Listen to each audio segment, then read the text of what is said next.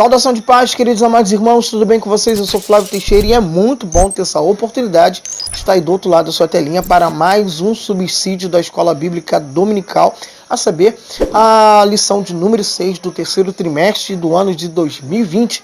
E você sabe muito bem que nós da Assembleia de Deus Ministério Madureira usamos aí a revista Betel, cujo título da revista é Transformando as Adversidades em Cenários de Milagre e Vitória.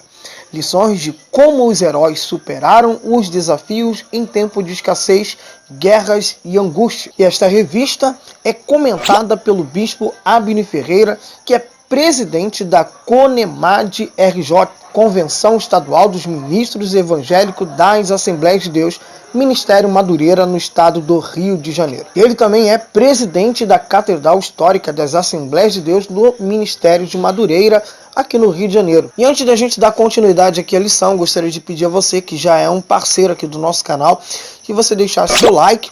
Vamos aí atingir aquela meta de 50 a 100 likes nesse vídeo, que eu creio que a gente vai passar essa meta ainda este mês de agosto. E você que está passando pela primeira vez, já se inscreva no canal, ative o sininho para você receber continuamente as notificações dos vídeos novos. E o tema dessa lição é usando a fé diante dos conflitos.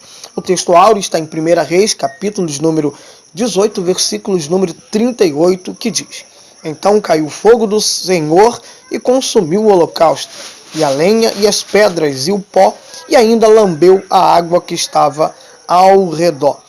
Verdade aplicada.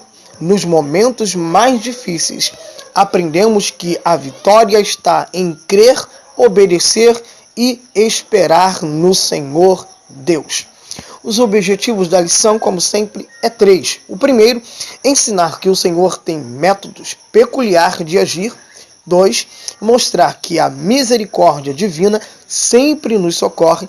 E terceiro, apresentar que Deus responde com fogo. O texto de referência que será usado na leitura bíblica em classe está em 1 Reis, capítulo de número 18, versículo 22 até o versículo 24 e logo após o versículo 39. E nesta sexta lição estudaremos sobre um grande homem de Deus que aparece em um período da história bíblica de grande apostasia, de idolatria, que fez com que o povo de Israel entrasse em um tempo de crise, tempo de apostasia e idolatria essa, que gerou para Israel um tempo de crise. Deus então levanta o seu servo para triunfar sobre os problemas que cercava o seu próprio. Primeiro tópico da lição: Elias e suas provações. O cenário histórico bíblico de Israel é de apostasia, que significa abandono de fé. Isto era algo crescente em Israel, e muitos profetas e sacerdotes estavam com sua voz calada.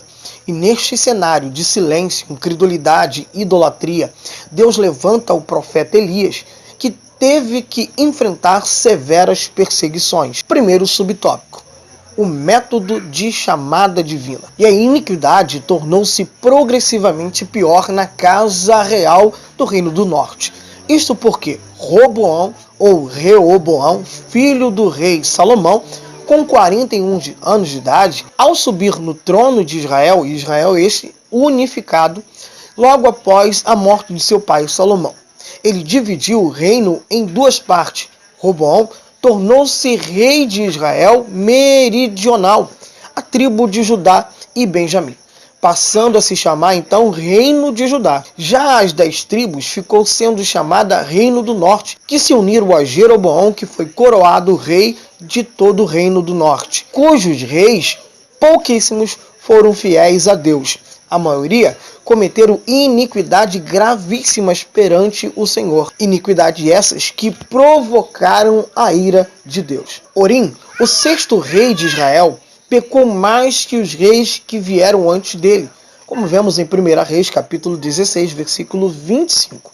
Porém, seu filho Acabe pecou mais que seu pai, como está aí no capítulo 16, versículo 30. E quase terça parte da narrativa bíblica de primeiro livro de Reis e segunda Reis diz respeito ao período dos 34 anos dos reinados de rei Acabe.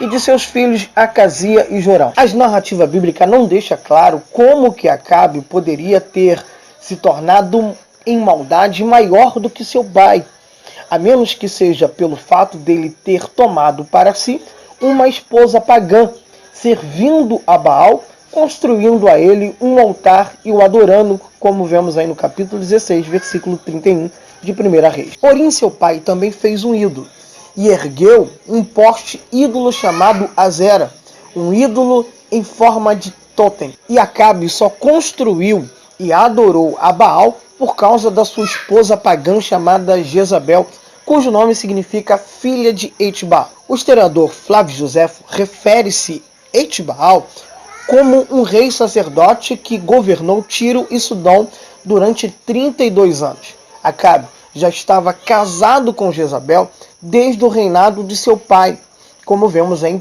Reis 16, capítulo 25. Era bem provável que Acabe participasse do culto a Baal em Tiro, cujo culto foi trazido ao norte de Israel por Jezabel.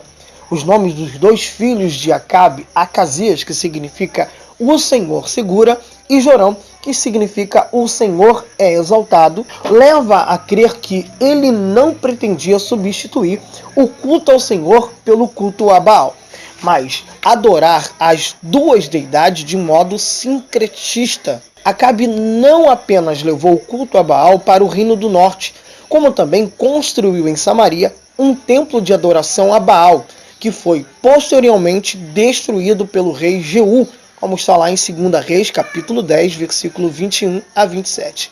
E durante o reinado de Acabe, a narrativa bíblica nos informa que Riel reconstruiu Jericó. Porém, precisamos de uma pequena observação aqui nesse reconstruir Jericó, pois reconstruir Jericó não significa que ela ficou desabitada desde a sua destruição por Josué, como vemos aí nos capítulos de Josué, capítulo 18, versículo 21, Juízes, capítulo 1, versículo 16, também Juízes, capítulo 3, versículo 13, e segundo livro de Samuel, capítulo 10, versículo 5. Porém, Jericó, ao ser destruída por Josué, ela permaneceu como uma aldeia sem muros.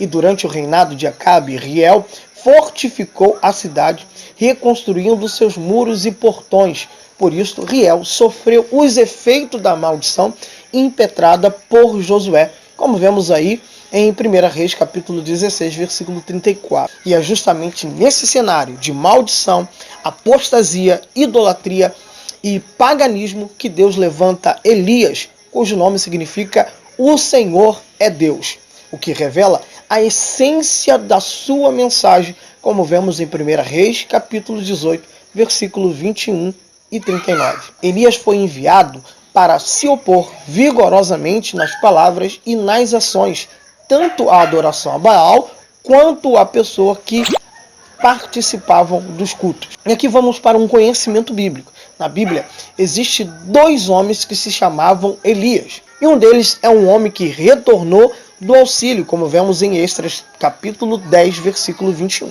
E o outro, claro, é o profeta Elias, que é mencionado 69 vezes só no Antigo Testamento e mais 30 vezes no Novo Testamento.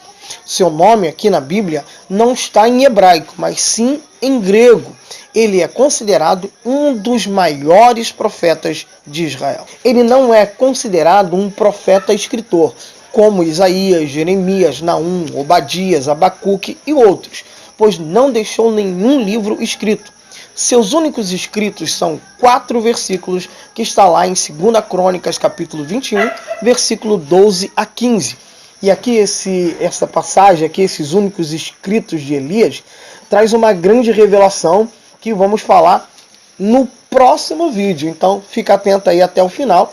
E também, se você não está inscrito, se inscreva agora e ative o sininho, porque no próximo vídeo você vai entender a importância desses escritos de Elias. Elias é revelado nas escrituras como um dos dois ungidos que hoje estão diante de Deus, simbolizados por 2 oliveiras e 2 castiçais, como vemos em Zacarias capítulo 14, versículo 11 a 14, e Apocalipse capítulos número 1, versículo 3 a 12.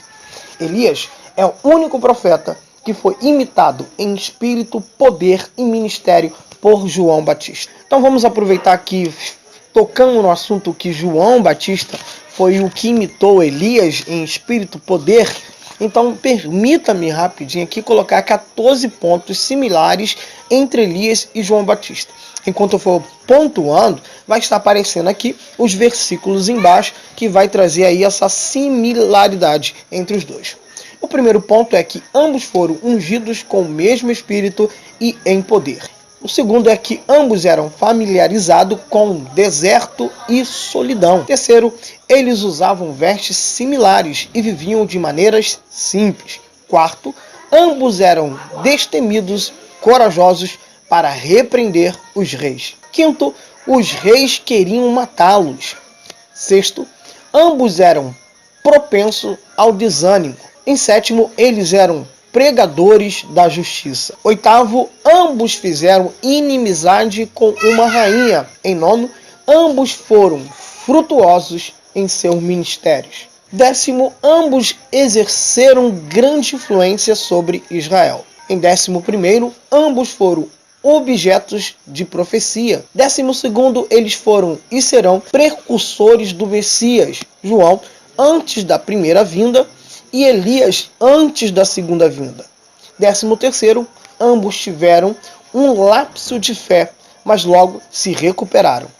14º, ambos eram profetas. A narrativa bíblica nos revela que Elias era morador da terra de Gileade. Isso não significa que ele nasceu em Gileade, mas que morava em Gileade. Terra essa que ficava na área norte da Transjordânia. Porém, era chamado de Tisbita. Alguns estudiosos dizem que Tisbe fica 800 quilômetros ao norte de Jaboque, provavelmente em Naftalim.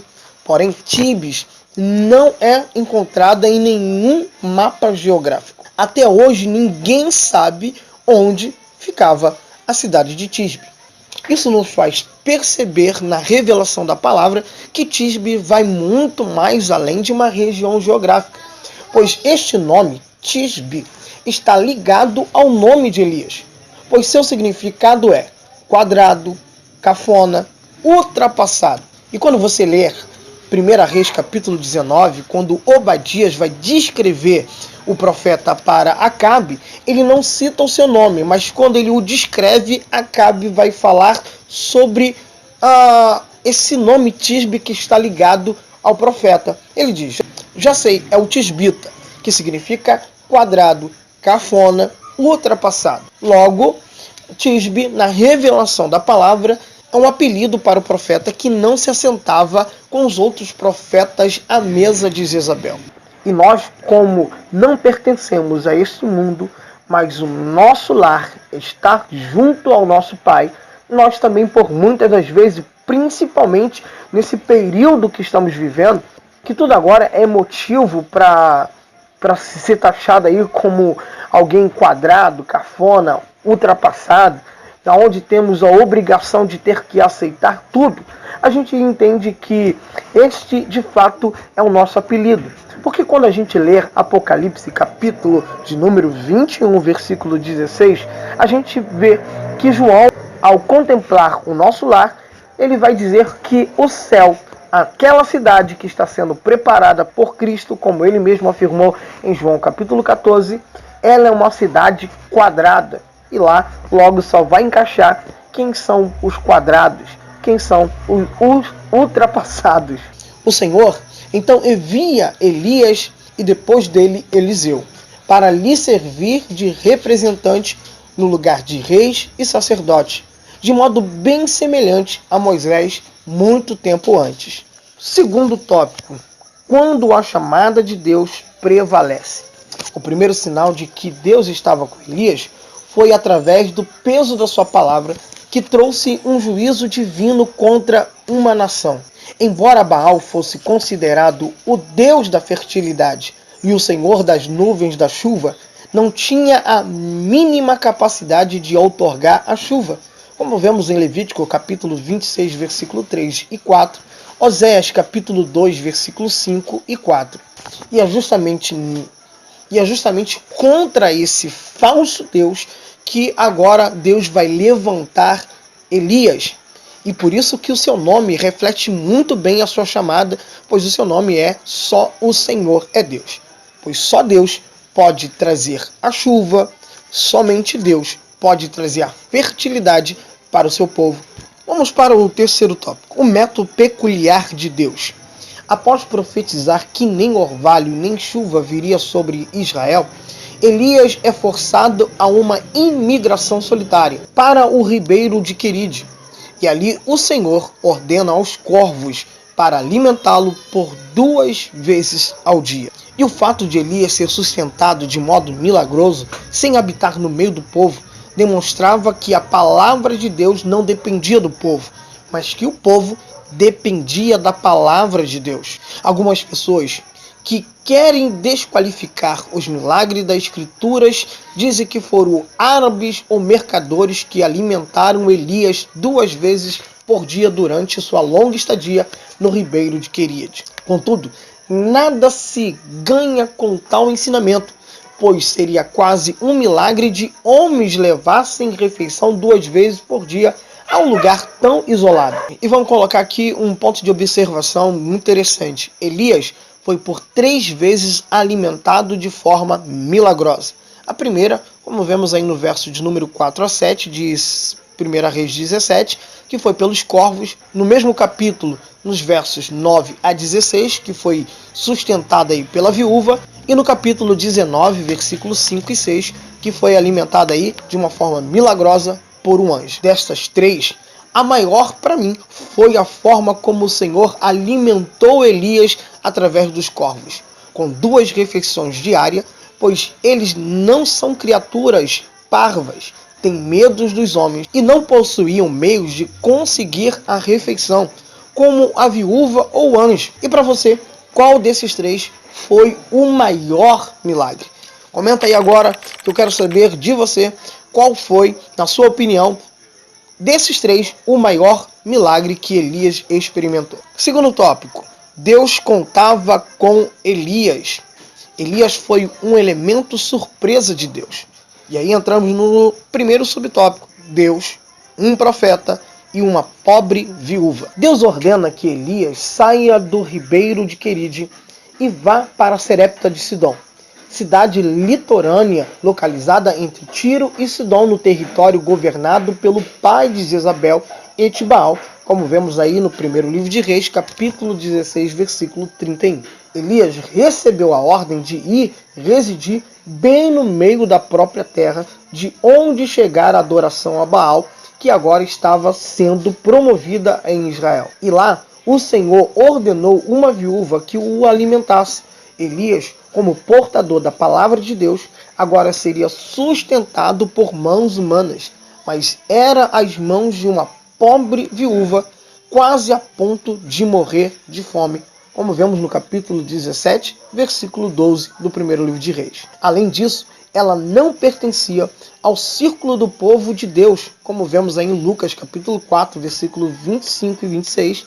Na realidade, ela pertencia à nação pagã, que na época, de modo muito semelhante ao Egito antes e à Babilônia depois, representava as forças que opunham ao reino de Deus. E quando a gente percebe aqui o milagre que está acontecendo na vida de Elias através dessa viúva, que na verdade não tinha nada, era uma viúva pobre que só tinha um punhado para poder sobreviver, e depois disso, segundo as suas próprias palavras, ela morreria juntamente com seu filho.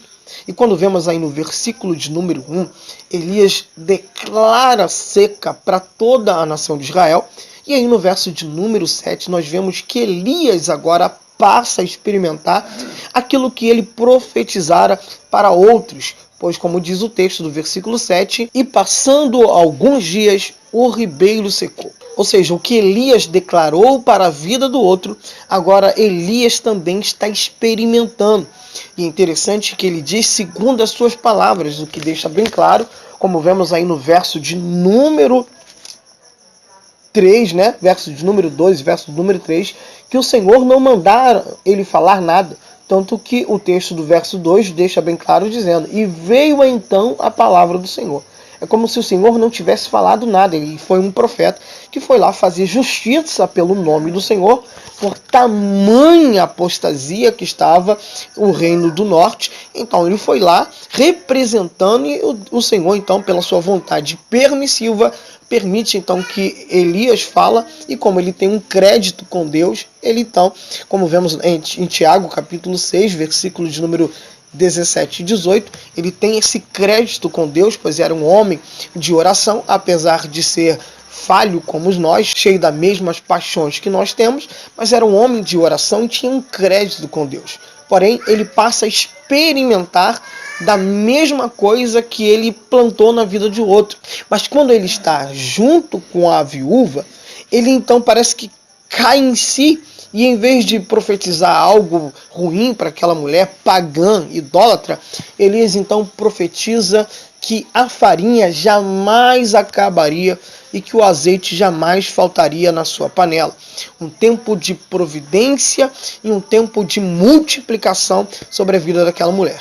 E Elias então passa 3 anos experimentando, juntamente com essa mulher, a provisão que ele havia negado para outros, e agora ele está recebendo essa provisão. Isso nos faz lembrar Provérbio 18, versículo 21. A morte e a vida estão no poder da língua, e aquele que a ama comerá do seu fruto. Ele semeia palavras de escassez para alguns, e ele então agora vai comer do fruto dessa semente.